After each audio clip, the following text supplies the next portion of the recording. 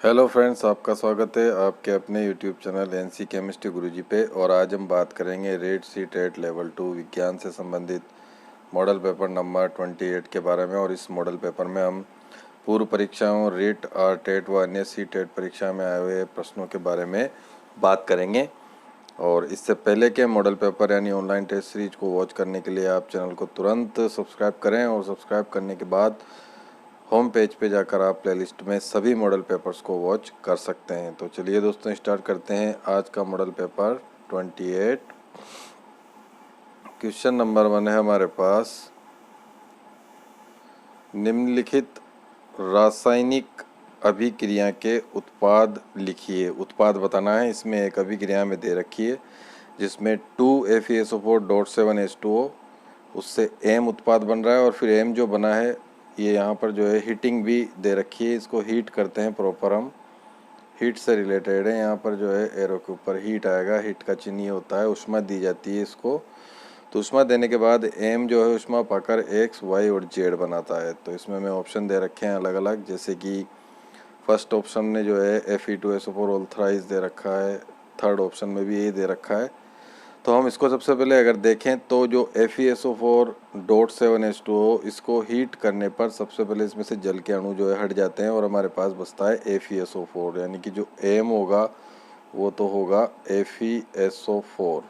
इसमें जो एम रहता है वो तो FeSO4 होगा। और एम को जब हम हीट देंगे यानी उष्मा देंगे तो उष्मा देने पर ये टूट जाएगा और हमें इसमें मिलेगा एक्स जो होगा वो होगा Fe2O3 यानी आयरन ऑक्साइड। उसके साथ हमें वाई मिलेगी गैस SO2 सल्फर डाइऑक्साइड और जेड मिलेगा SO3। तो इसमें जो डी ऑप्शन होगा वो बिल्कुल करेक्ट हो जाएगा कि जब FeSO4.7H2O को उष्मा देंगे तो उष्मा देने पर इसमें से जल के अणु हट जाएंगे और जल के अणु हटने के बाद FeSO4 बचेगा। और FeSO4 के 2 मोल को जब हम उष्मा देंगे तो ये टूटकर हमें Fe2O3 देगा, साथ में SO2 देगा और साथ में SO3 भी यहाँ पर मिलेगी। तो ये यहाँ पर एक्स वाई जेड होंगे। और ये प्रश्न जो है रिट में दोस्तों दो बार जो है ये प्रश्न आ चुका है, इसलिए ये एक बहुत महत्वपूर्ण प्रश्न है रिट की दृष्टि से। अब हम नेक्स्ट क्वेश्चन देख लेते हैं। नेक्स्ट क्वेश्चन है हमारे पास, प्रोटिस्टा समूह से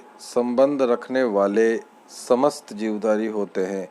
ए ऑप्शन है एक कोशिकीय तथा प्रोकैरियोटिक, बी ऑप्शन है बहुकोशिकीय तथा प्रोकैरियोटिक, सी ऑप्शन है बहुकोशिकीय तथा यूकैरियोटिक और डी ऑप्शन है एक कोशिकीय तथा यूकैरियोटिक। तो इसका जो डी ऑप्शन है वो बिल्कुल करेक्ट हो जाएगा कि प्रोटिस्टा समूह से संबंध रखने वाले जो जीवधारी होते हैं वो एक कोशिकीय तथा यूकैरियोटिक होते हैं। डी ऑप्शन करेक्ट होगा।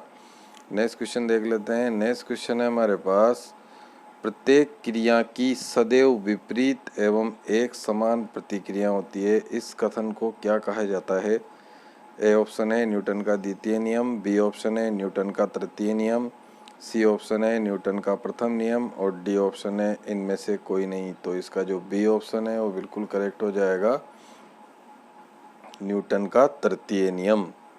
और नेक्स्ट क्वेश्चन देख लेते हैं। नेक्स्ट क्वेश्चन है हमारे पास, पादपों में लचकमय दृढ़ता प्रदान करने वाला ऊतक कौन सा है। जो लचीलापन और दृढ़ता प्रदान करता है वो ऊतक कौन सा है पादपों के लिए। ए ऑप्शन है स्थूल कोण ऊतक, बी ऑप्शन है दृढ़ ऊतक, सी ऑप्शन है मृदु ऊतक और डी ऑप्शन है कोई नहीं। तो इसका जो ए ऑप्शन है वो बिल्कुल करेक्ट हो जाएगा। लचक में दृढ़ता जो प्रदान करता है वो होता है स्थूल कोण ऊतक। नेक्स्ट क्वेश्चन देख लेते हैं। नेक्स्ट क्वेश्चन है, कितने डेसिबल से अधिक प्रबलता का शोर मानव के कानों के लिए कष्टदायक होता है। इसमें ए ऑप्शन है 40 डेसिबल, बी ऑप्शन है 80 डेसिबल, सी ऑप्शन है 10 डेसिबल और डी ऑप्शन है 60 डेसिबल।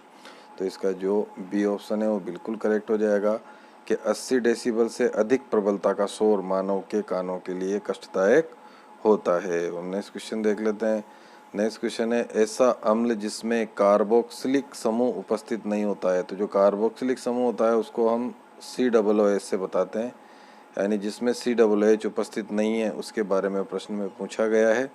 ए ऑप्शन है एलानिन, एलानिन एक अमीनो अम्ल होता है, इसमें COOH समूह उपस्थित होता है। बी ऑप्शन है एसिटिक अम्ल, एसिटिक अम्ल भी जो है COOH उपस्थित रखता है, क्योंकि इसका जो सूत्र होता है एसिटिक अम्ल का वो होता है CH3COOH, यानी इसमें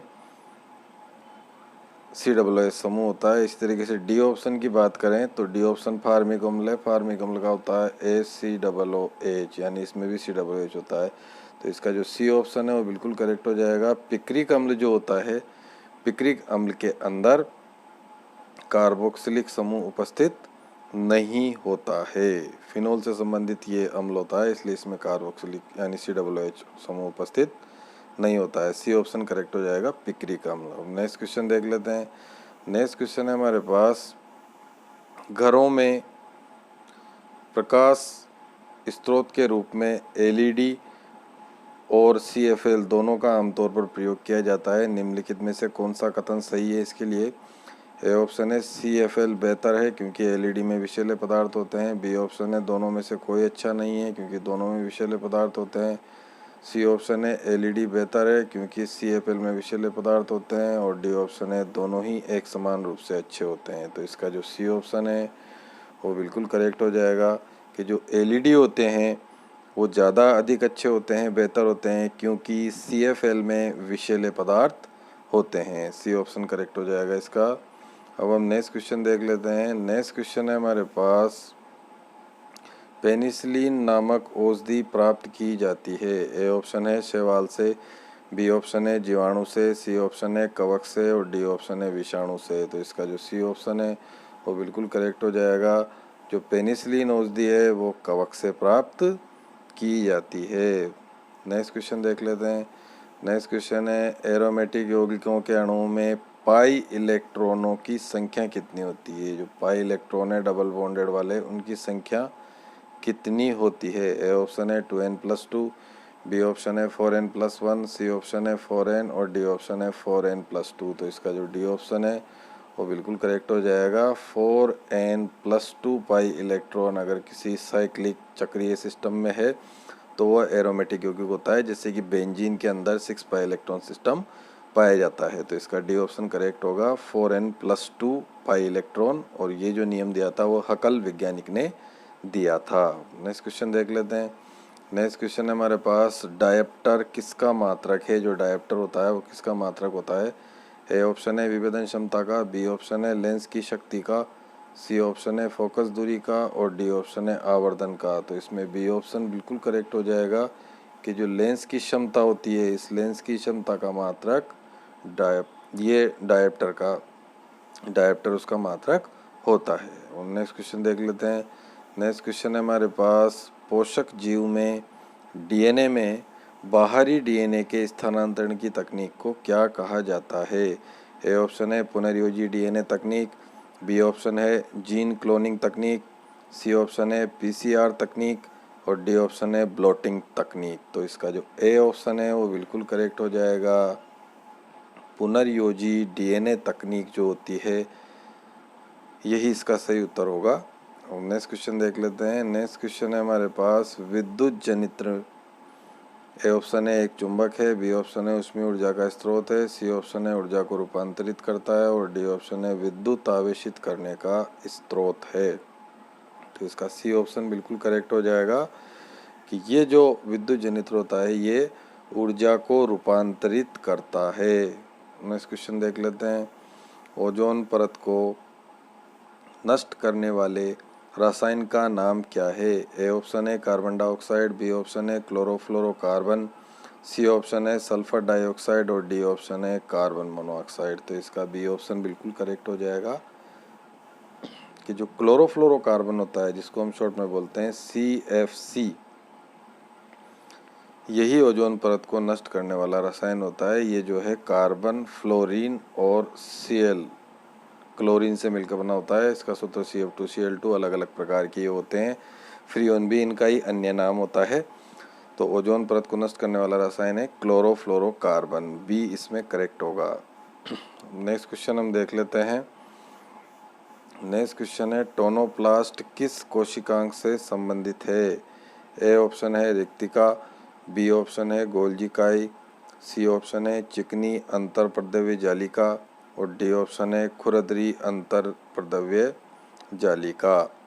तो इसका ए ऑप्शन करेक्ट हो जाएगा। रिक्तिका इसका सही उत्तर होगा। टोनोप्लास्ट जो है रिक्तिका से संबंधित होता है। और नेक्स्ट क्वेश्चन देख लेते हैं। नेक्स्ट क्वेश्चन है हमारे पास, आमतौर पर खाद्य सामग्री को रखने के लिए पीईटी बोतलों और जारों का प्रयोग किया जाता है। पीईटी का सुपरिचित प्रकार है। जारों का यहाँ जारों का है दोस्तों, जारों की जगह जारों पढ़ें इसको, यहाँ पे जो है जारों है, जार जो होते हैं, तो बोतलों और जारों का प्रयोग किया जाता है। पीईटी का सुपरिचित प्रकार है। ए ऑप्शन है एक्रेलिक, बी ऑप्शन है पॉलिएस्टर, सी ऑप्शन है पॉलीएमाइड, डी ऑप्शन है रेयन यानी कृत्रिम रेशा। तो ये जो पीईटी होता है दोस्तों, ये टेरिलीन से रिलेटेड होता है, इसलिए ये जो होता है पॉलिएस्टर होता है, पॉलिएस्टर इसको कहा जाता है। तो इसका जो पॉलिएस्टर होगा वो बिल्कुल करेक्ट हो जाएगा। नेक्स्ट क्वेश्चन देख लेते हैं। नेक्स्ट क्वेश्चन जो हमारा होगा, समशिख यानी कोरिम्ब पुष्पक्रम निम्नलिखित में से किसमें पाया जाता है। ए ऑप्शन है आइबेरिस, बी ऑप्शन है मेथी, सी ऑप्शन है सौंफ, डी ऑप्शन है धनिया। तो इसका जो ए ऑप्शन है वो बिल्कुल करेक्ट हो जाएगा। आइबेरिस जो होता है इसमें ही समशिख यानी कोरिम्ब पुष्पक्रम पाया जाता है। नेक्स्ट क्वेश्चन देख लेते हैं। नेक्स्ट क्वेश्चन है हमारे पास, बोरेक्स का सूत्र कौन सा है। बोरेक्स ए ऑप्शन है Na2B47.5H2O, बी ऑप्शन है Na2B47.8H2O, सी ऑप्शन है Na2B47.10H2O और डी ऑप्शन है Na2B4O7 3H2O. तो इसमें जो इसका सूत्र होगा वो सी ऑप्शन बिल्कुल करेक्ट हो जाएगा। जो बोरेक्स होता है उसका सूत्र होता है Na2B4O7 और .10H2O।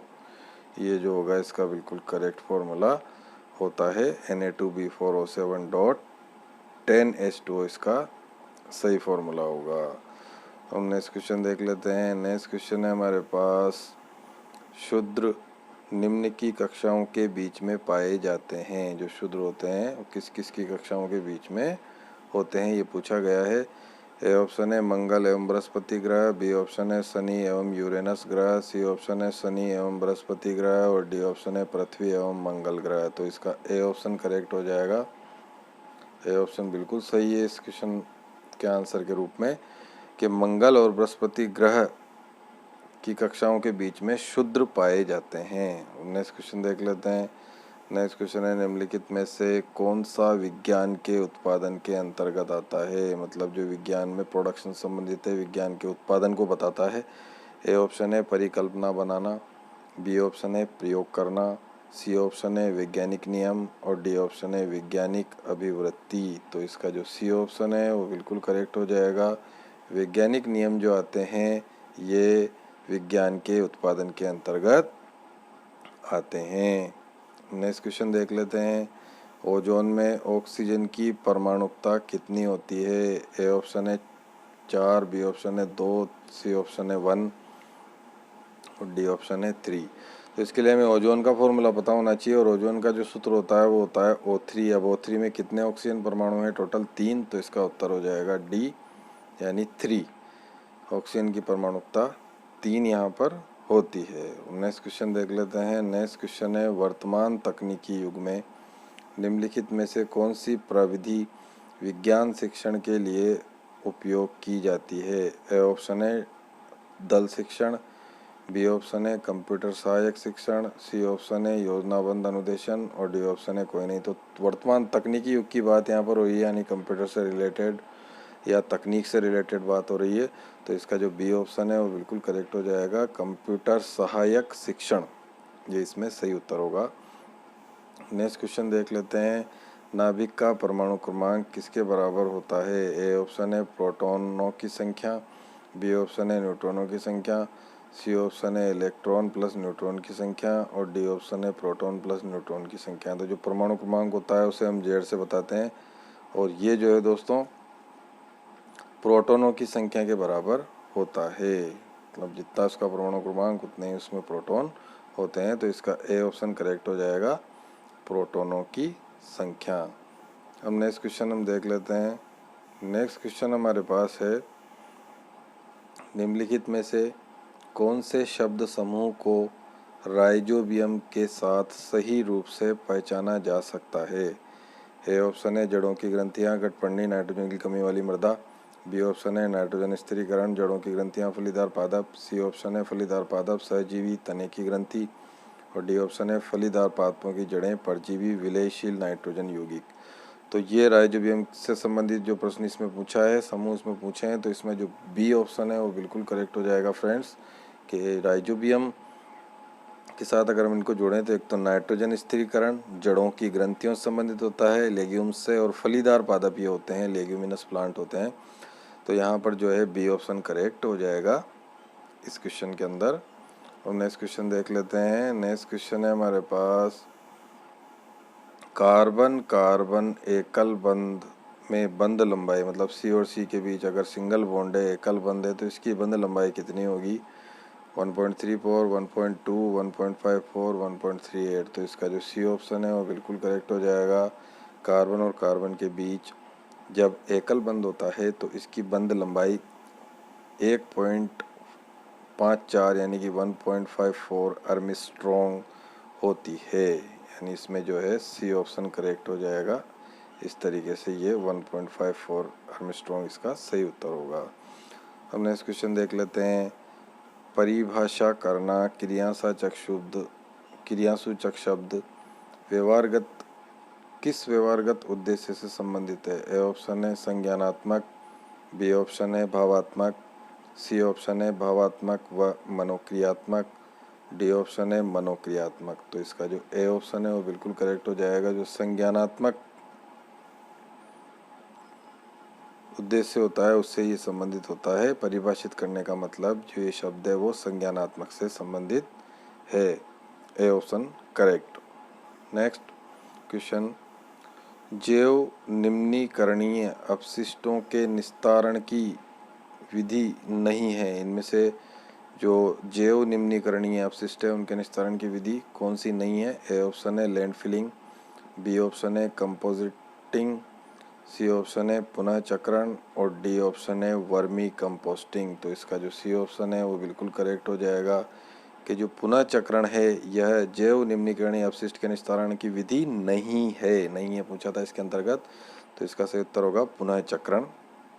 नेक्स्ट क्वेश्चन देख लेते हैं। दो न्यूरॉन्स के बीच के संगम स्थल को क्या कहा जाता है? ए ऑप्शन है तंत्रिका जोड़, बी ऑप्शन है सिनेप्स, सी ऑप्शन है कोशिका जंक्शन, और डी ऑप्शन है तंत्रिका पेशीय जंक्शन। तो इसका जो बी ऑप्शन है वो बिल्कुल करेक्ट हो जाएगा, सिनेप्स इसका राइट आंसर होगा। दो न्यूरॉन्स के बीच का जो संगम स्थल है उसको सिनेप्स कहा जाता है। नेक्स्ट क्वेश्चन देखते हैं। निम्नलिखित में से वायु प्रदूषण का कौन सा स्रोत नहीं है? ए ऑप्शन है उद्योग, बी ऑप्शन है ठोस अपशिष्ट, सी ऑप्शन है धूल के कण, और डी ऑप्शन है वाहन। तो वाहन से भी वायु प्रदूषण फैलता है, धूल के कणों से भी, और उद्योगों से जो गैसें निकलती है उनसे भी फैलता है। तो इसमें जो बी ऑप्शन है वो बिल्कुल करेक्ट हो जाएगा। ठोस अपशिष्ट जो होते हैं ये वायु प्रदूषण के स्रोत में नहीं आते हैं। इसका बी ऑप्शन करेक्ट होगा, ठोस अपशिष्ट। नेक्स्ट क्वेश्चन देख लेते हैं, कंप्यूटर से रिलेटेड क्वेश्चन। GUI का पूरा नाम क्या है? ए ऑप्शन है generally utility interface, B option है ग्राफिक इंस्टॉल, सी ऑप्शन है जनरल यूनिवर्सल इंटरफेयर, और डी ऑप्शन है ग्राफिकल यूज़र इंटरफेस। तो इसका जो डी ऑप्शन है वो बिल्कुल करेक्ट हो जाएगा, ग्राफिकल यूज़र इंटरफेस, यानी कि G for graphical, U for user और I फॉर इंटरफेस इसमें करेक्ट होगा। नेक्स्ट क्वेश्चन देख लेते हैं। पौधों में एब्सिसिक अम्ल का प्रमुख कार्य क्या होता है? ए ऑप्शन है तने की वृद्धि को प्रोत्साहित करना, बी ऑप्शन है वृद्धि को संदमित करना, सी ऑप्शन है कोशिकाओं की लंबाई को बढ़ाना, और डी ऑप्शन है कोशिका विभाजन को प्रोत्साहित करना। तो जो एब्सिसिक एसिड होता है दोस्तों ये विपरीत प्रभाव डालता है, इसलिए वृद्धि को संदमित करता है। इसमें बी ऑप्शन करेक्ट होगा, वृद्धि को संदमित करना, यही FCC कमल का मुख्य कार्य होता है। दोस्तों इस तरीके से हमने जो आज टेट से संबंधित प्रश्नों को हल किया, जो पूर्व में आ चुके हैं उससे संबंधित ये प्रश्न थे। अगर मॉडल पेपर अच्छा लगा हो दोस्तों, प्रश्न अच्छे लगे हों तो वीडियो को लाइक ज़रूर करें, अपने L2 फ्रेंड्स के साथ शेयर करें, और अगर चैनल पे नए आए हैं तो चैनल को सब्सक्राइब कर लें ताकि इन फ्यूचर भी आपको इसी तरह के मॉडल पेपर प्राप्त होते रहें। वीडियो को देखने के लिए बहुत बहुत धन्यवाद। नमस्कार दोस्तों।